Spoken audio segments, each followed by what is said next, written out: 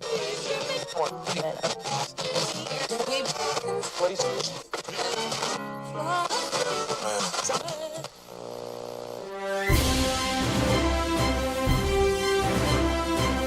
human history at the Grand Canyon is as varied and unique as the canyon itself. From ancient First Peoples to Spanish conquistadors to a modern assortment of oddballs, dreamers, and entrepreneurs. These are their stories. This is Echoes from the Canyon.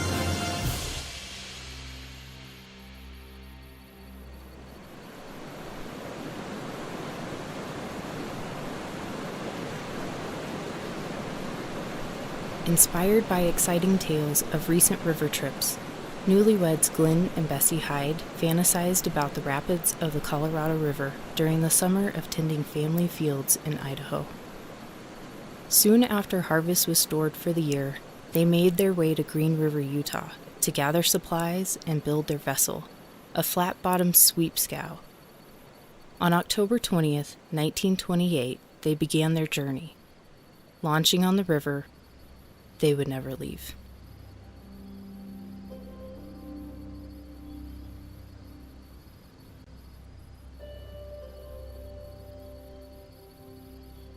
I was planning to join my son and Bessie. I should have been with them. They say I should stop searching, but I can't. I know the possibility of finding them alive is not good, but there might be a chance. I know my boy, even though he and Bessie only know the canyon through books and maps. I know Glenn can survive in any environment. I taught him how. He didn't grow up with a silver spoon in his mouth. We are survivors. We do what we need to do. It has been 702 days since they were last seen, 690 days since Bessie's last journal entry, but I cannot stop searching for the only answer as to what happened, what accident could have occurred. It had to be an accident. Some say they might have purposefully hiked out and started new lives. Glenn wouldn't do that, though. He would not just walk away from me, from his farm, his family, and he would not leave Bessie if she could not make it. He loves her so. You can tell she loves him just as much. You can see it in her eyes. No, it was an accident. It had to be an accident. All their supplies were still in the boat. Bessie's journal, Glenn's rifle, their money, their hiking and camping supplies, their food, all left in the scow. There was no sign of trouble, just the two of them missing. They had all they needed to survive and planned to stay near the water if anything went awry. When his letter arrived about his accident in Marble Canyon, I wondered how Bessie was doing on this trip. It would have shook me up to see Glenn being thrown from the scow while going through a rapid after getting knocked on the chin with the sweep. Then to see him struggle to get back in the boat after being underwater, tossed around through the rushing water. Not the type of honeymoon most girls would agree to. Bessie's different, though. She is tough and eager for adventure. I didn't wait. They wrote me over and over that the worst water was behind them, but I never believed it. I never stopped fearing for them. I should have been there. I wished with all that I am that I would hear from my boy by December 11th. But when I didn't, I realized I wasn't surprised. I didn't wait. I was on my way to Las Vegas the next day. I feel like I've searched everywhere and nowhere. I'm thankful for so many folks who have helped me. I wish I could be on every search, on every ground search, every plane, every river trip. I have nothing left. I want to search every side canyon and ravine, but the money is gone. This depression is hitting the country so hard. Glenn's insurance money is gone. I've already mortgaged my farm. I've drained accounts. I have done things I am not proud of. I have nothing left except my will. I know that my boy and sweet Bessie have passed. I just cannot stop trying to find them. I need to know what happened. I believe I know where it happened now. I thought for so long the water was calm in that part of the river, no matter what anyone said. That rapid is worse than I ever knew. Ellsworth has helped me understand this. I am a man who accepts what comes my way, but in this case, I wish so many things had gone differently. I wish they had accepted the life preservers Emery had offered them when they stopped at the village on the south rim. I wish there had been more water when they ran the river. I wish we had checked what was on the other end of that scow line before Emery cut it. That line was stuck tight on something below the waves. Despite it all, I have been planning a fourth search, this time by water. I want to give those side canyons to the north, too rugged to reach by foot, a closer look. When I sleep, I search for them, every night. Until I have the means again, dreams will have to do. As I sit in this cabin on Glenn's property, I'm comforted by sweet Bessie's final words and poems. And I still have what Nelson brought me from their last camp. A few dried lima beans, a can just like any I have in the larder here on the farm. The only difference is, I know my son and his sweet wife touched them. It is the closest I may ever get to my boy. Roland Hyde never made it back to Grand Canyon to search for his son. He finished out his days on his and Glenn's farm in Idaho. In 1945, Roland passed away at the age of 86, 15 years after his last search. He never found out what happened to his son and Bessie. The honeymooners' disappearance on the Colorado River is still one of the greatest mysteries of Grand Canyon history.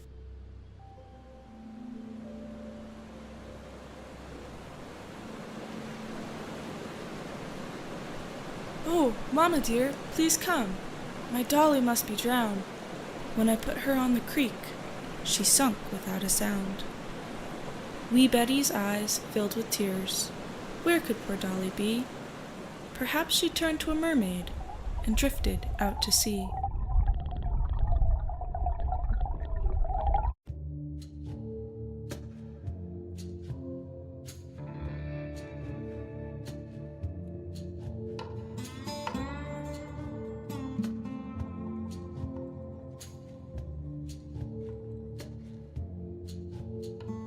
Grand Canyon National Park, like most places in the Southwest, have many far-fetched stories and exaggerations.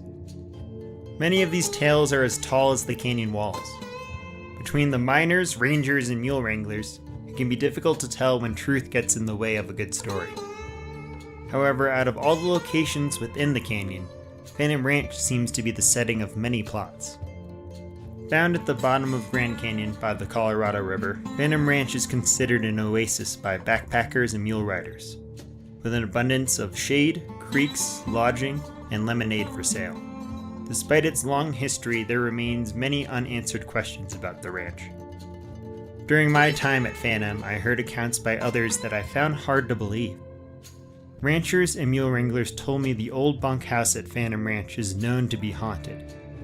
It is said a female mule wrangler was surprised when she saw a ghost of a mule packer standing inside the bunkhouse of where he died of natural causes.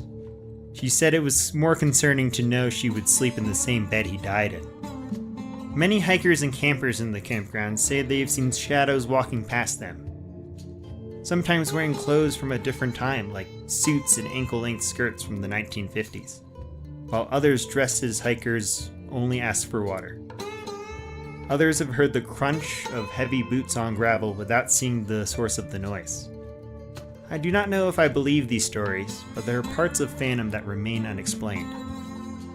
One that remains is how Phantom acquired its name. The ranch itself was named by its architect and designer, Mary Jane Elizabeth Coulter. The story goes that the ranch owners, as well as Coulter's employers, the Fred Harvey Company, wanted to name the lodge Roosevelt Chalet, named after President Theodore Roosevelt, who visited the area 8 years before. Apparently, Coulter said that Roosevelt had too many places already named after him and demanded the name be Phantom Ranch, after nearby Phantom Canyon. The origin of Phantom Canyon is harder to place. It is not known who or when Phantom was given its name, or what name it had before. There are several explanations, but nothing beyond theories and guesswork. Deb Branning wrote this about Phantom Canyon and Grand Canyon ghost stories. There is much speculation to why the word phantom became associated with the area. Phantom Ranch was said to be named after Phantom Creek, which appears to be hidden from view like a phantom. Legends tell us that prospectors called it Phantom because of the eerie, mist-filled air on cold mornings deep in the canyon. Perhaps it seemed like a ghost because of the elusive oasis tucked away in the folds of Phantom Fault, and it cannot be seen from the rim. Others proclaimed it's named after the ominous Phantom Rock. This formation stands about 2 miles north of the ranch along North Kaibab Trail, a rocky projection along the trail that resembles a dark, cloaked phantom. It may be hard to know for sure how Phantom Canyon received its name, but hike through its narrows during the right or wrong time, it's easy to see that Phantom is a fitting one. On cold mornings, there can be a fog or smoke drifting through the quiet canyon. During the summer monsoon season, hiking up the creek can turn from a relaxing swimming hole to a tragic misstep. A few minutes after stepping off the trail into the water, the canyon quickly turns into a narrow channel and the sky into a thin blue line. It would be nearly impossible to see any signs of a storm approaching. The only warning of a flash flood in the canyon would be a slow rumble like thunder that doesn't stop but only grows louder. Visitors caught in a flash flood within Phantom Canyon are often swept away. In July 1997, one visitor was caught in the flood and was tossed a half-mile downstream before he was able to self-rescue. He escaped, but others are often not as fortunate. The person who named Phantom Canyon will probably never be known. We will never know why or for what reason Phantom was the word that came into their mind, and why that name has stuck for over 100 years. It is one side canyon amongst hundreds of others within the national park. If one canyon can hold this many stories and unanswered questions, one can only imagine what other canyons can tell.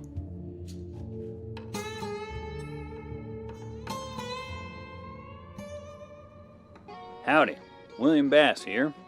I started the Bass Camp in 1884, and it has become home to quite the community of visitors. Often they come for a week and stay for a month. I've shared my home with the likes of Zane Grey, John Muir, Thomas Moran, and even Henry Ford. I'm a member of a large community of prospectors along the rim, but also have grown close to my neighbors, the Havasupai, who helped me locate local springs, and in turn I've given them seeds and championed efforts to build a school and post office in Havasu Canyon. There are a lot of great people in this great place, so come on out and let me introduce you to all of them. I'm William Bass, and we'll leave the lantern lit for you.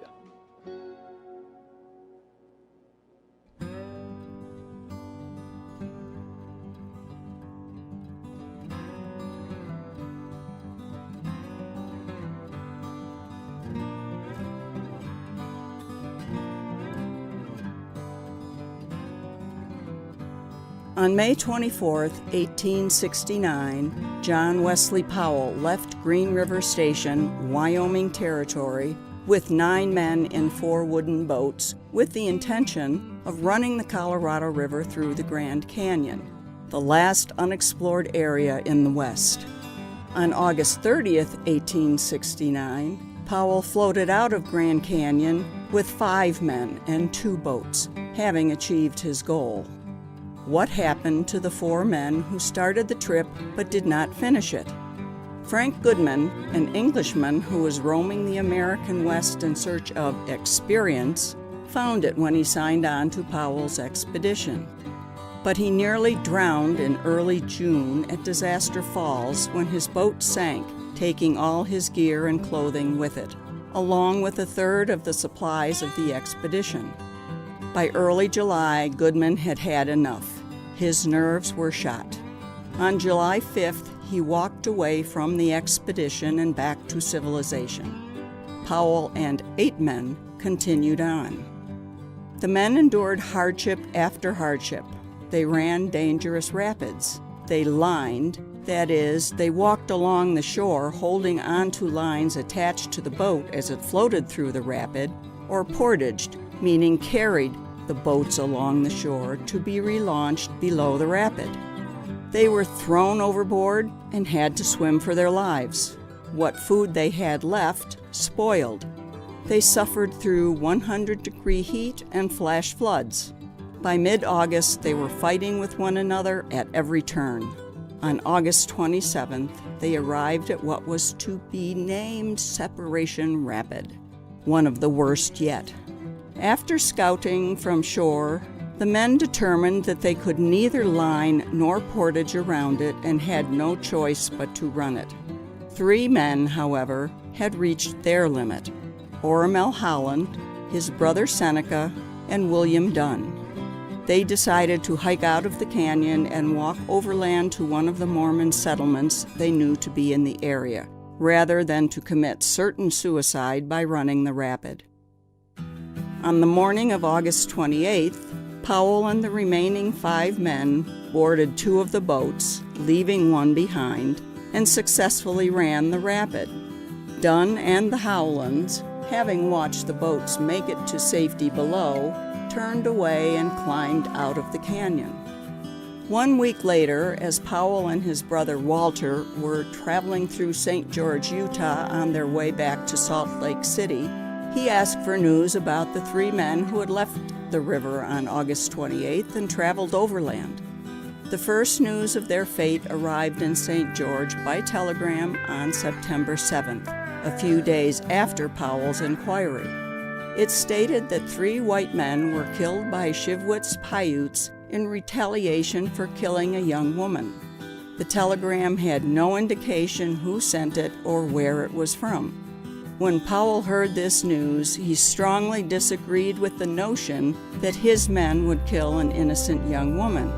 Several days later, a dispatch was received by Powell in Salt Lake City stating that a Southern Mormon elder had discovered the bodies, but there is no mention of what he did with the bodies. By the end of the month, the story had changed.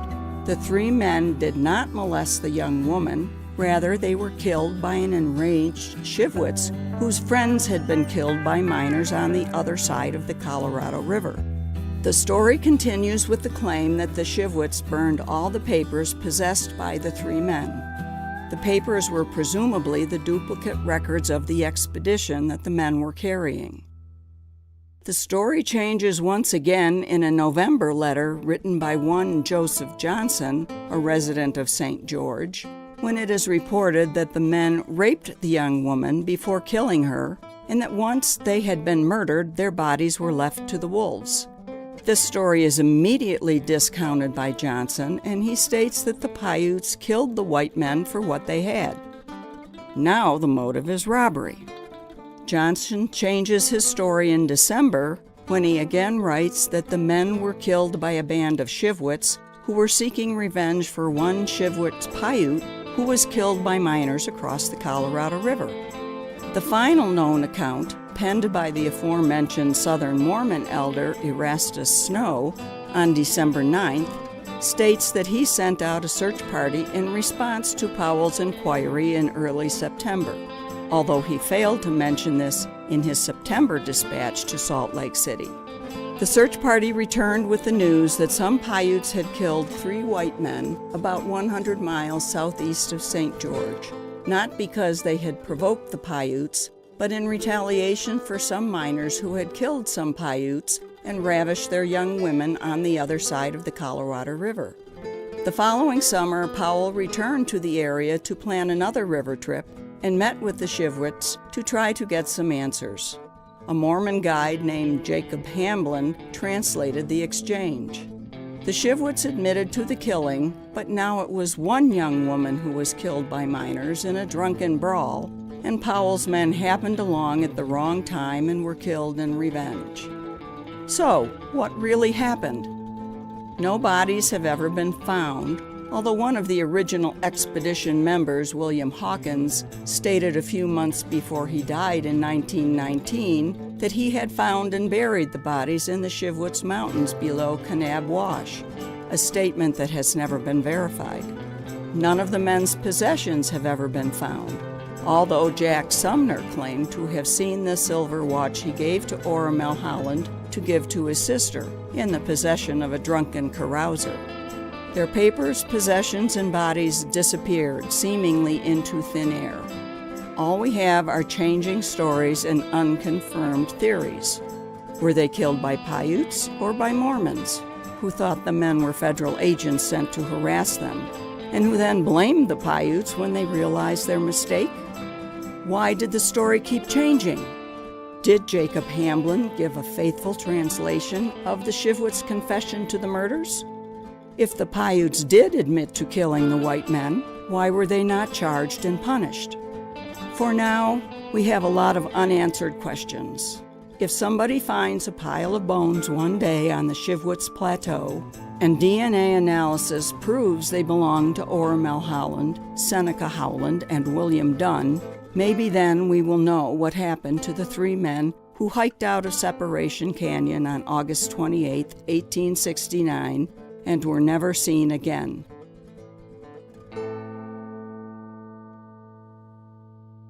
And now, a word from our sponsor. Ladies and gentlemen, now you can travel all the way to the Grand Canyon in comfort and style. Ride the Santa Fe Railroad to the very edge of the grandest canyon of them all.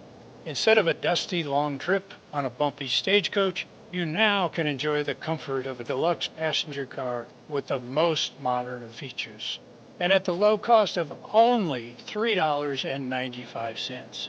You arrive from Williams, Arizona, relaxed and ready to enjoy the views of one of the 7 wonders of the natural world. And if you wish to stay overnight, the El Tovar Hotel has accommodations that will not disappoint you.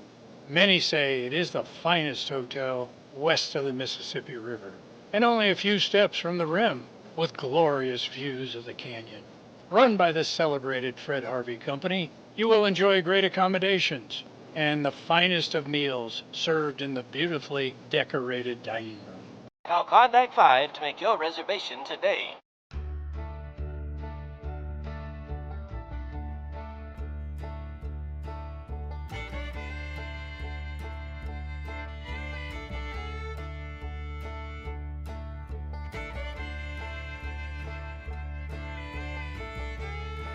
Now, if you read the history books, or talk to anyone who knows anything about the history of the Grand Canyon, they'll probably all tell you that Major John Wesley Powell was the first man to run the Colorado River through Grand Canyon on his expedition in 1869. But if you really start digging, and you talk to real down-to-earth Western frontier folk, miners, and prospectors like myself, or folks who live at the Grand Canyon or who run the Colorado River, you might hear the name of another fella, James White. Now, James White was pulled out of the Colorado River in Colville, Arizona Territory, which is about 60 miles down the river from the Grand Wash Cliffs at the western end of the Grand Canyon in early September 1867. He was floating on a raft made of logs tied together, if you can believe it. Half naked and on death's very doorstep he was, starving and covered with sores and cuts and bruises, his hair and skin bleached from the sun, barely showing any sign of life. A bunch of folks pulled him out of the river, wondering where on God's green earth he could have come from. Ain't nobody usually come down the river to Colville, except a group of Mormons earlier that year in the spring, led by a fella named Jacob Hamblin, and they sure didn't look like this fella after that trip. A whole region upriver of the Grand Wash Cliffs for 1,000 miles was still marked unexplored on maps in those days. No one really knew what was there, except tales of a gigantic canyon the likes of which no one ever saw, with walls soaring thousands of feet high on either side of the river. But by the looks of him, this fellow White may well have gone through there. So naturally, the folks in Colville were pretty keen on hearing his tale. Now, it turns out he'd been prospecting for gold with 2 other fellows over in Colorado Territory in the San Juan Mountains about a month before, working their way from the San Juan River up north towards the Grand, when a bunch of Indians jumped him.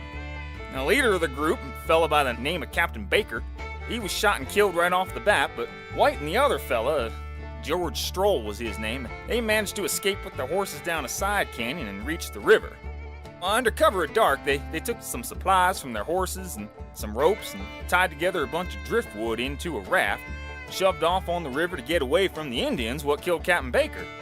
And after about 4 days on the river, Stroll was washed off the raft in a rapid and drowned. And after that, White tied himself to the raft with a length of rope so he could pull himself back to it anytime he was washed off. And no food neither, seeing as how the provisions they'd grabbed from the horses were washed away when George Stroll drowned. So he had to scrounge for whatever he could find along the way, which weren't much. And after 7 straight days with no food, White ran into some Indians who traded him part of a dog for one of his pistols, and I suppose that after that long on the river with nothing to eat, even the hindquarters of a dog would seem like a feast. After White was hauled out of the river in Colville and he crawled back from the brink of death enough to tell his story best he could remember it, the news traveled pretty fast. Now, Mr. White wasn't much for writing neither, and he rather wanted to put the whole affair behind him, so it mostly fell to others to write down and tell his story. And his tale ended up being written down about half a dozen different ways by different people, and so what really happened ended up a bit jumbled as best he could. And putting aside the official report by Dr. Perry for the railroad survey and the newspaper articles which started popping up all over the country, I'd say Mr. White's own words probably tell the story best. And I just happen to have a copy of that letter with me here today. Dear brother, he started out, it has been some time since I've heard from you. I got no answer from the last letter that I wrote, for I left soon after I wrote. I went prospecting with Captain Baker and George Stroll in the San Juan Mountains. We found very good prospects, but nothing that would pay. And we started down to the San Juan River. We traveled down about 200 miles, and then we crossed over on the Colorado and camped. And we laid over one day. We found out we could not travel down the river, and our horses had sore feet, and we'd made up our minds to turn back when we were attacked by 15 or 20 Ute Indians. They killed Baker, and George Stroll and myself, we took 4 ropes from our horses and knacks, 10 pounds of flour, and our guns. Now, we had good sailing for 3 days, and the 4th day, George Stroll was washed off the raft and drowned. And that left me alone. My raft would tip over 3 or 4 times a day. The 3rd day, we lost our flour, and 7 days I had nothing to eat but my rawhide knife cover. Now, the 8th or 9th day, I got some mesquite beans. And on the 14th day, I arrived at Colville, where I was taken care of by James Ferry. And I was 10 days without pants or boots or hat, and I was sunburnt so I could hardly walk. And I saw the hardest time that any man ever did in the world, but thank God I got through safely. Now, to a simple prospector and man of the West such as myself, Mr. White's words ring pretty true and honest, but it didn't take long for folks to start trying to tear him down. Just 2 years later, in 1869, Major Powell finished his famous expedition down through the Big Canyon of the Colorado, Grand Canyon as he started calling it. And right away, he and his men started trying to say there ain't no way that one man on a raft could have made that trip. But after Powell turned into a big shot back east in Washington, most folks forgot about poor old James White. Now, the thing is, that was just fine with him. You see, Mr. White just wanted to forget about the whole thing and move on with his life. Like most of us prospectors and frontiersmen out west, Mr. White was a simple man, not much book learning, trying to make his way in the world. He certainly never wanted to end up floating down a river on a raft for weeks and nearly dying in the process. Not that he even really knew that the Grand Canyon of the Colorado even existed at the time, much less that he could get famous by passing through it. Lots of folks over the years have tried to say there's no way James White could have done what he did. Though really, it wasn't really ever him that said what he did at all. He didn't even know what he'd done. He certainly never tried to make no money off it, nor claim any fame or glory neither. Some folks even went so far as to call him a liar, said he made the whole thing up. Now, why White'd make up such a story about a canyon he didn't even really know existed, and how he ended up almost dead on a raft in Colville if he made the whole thing up, well, none of that makes sense to me at all. It seems to me that things probably went down about how he said they did. In running for his life and almost dying of starvation or drowning in the rapids, he just jumbled up some details along the way, and even so, he still managed to get lots of things right about the canyon. Things no one should have known at the time. Now, point being, lots of folks have had lots to say about White's story over the years. A lot more than White himself ever really had to say about it. And we may never know for sure what really happened or whether White was really the first person through the Grand Canyon on the Colorado River. Not that it ever really seemed to matter all that much to White himself, mind you. But to those folks who say that White's trip as he told it is impossible, I'd say that, well, Senator Barry Goldwater of Arizona, a Colorado River runner himself, he said it best. To those who say that such a voyage cannot be made on a raft, I answer that men in desperate circumstances have accomplished more dangerous feats than running Colorado River rapids on a raft. To those who say that White is wrong on certain points, I say to imagine yourself starved, cold, and scared as hell in the middle of the Colorado River on a raft, and then ask yourself whether you would give a tinker's damn about the scenery or details of it. I repeat that nothing yet has been brought forward to make me accept anyone other than White as the first through here.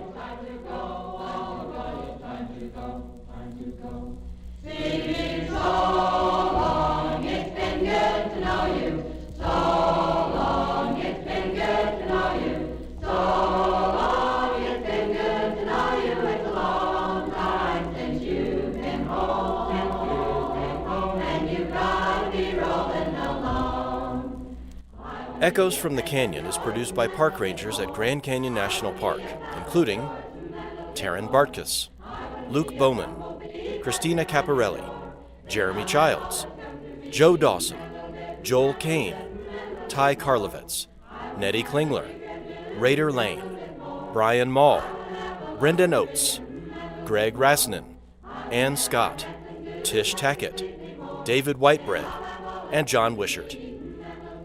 We hope you can join us for the next episode. Until then, happy trails and stay safe. Out in the moonlight, sitting on your finding, and don't be afraid.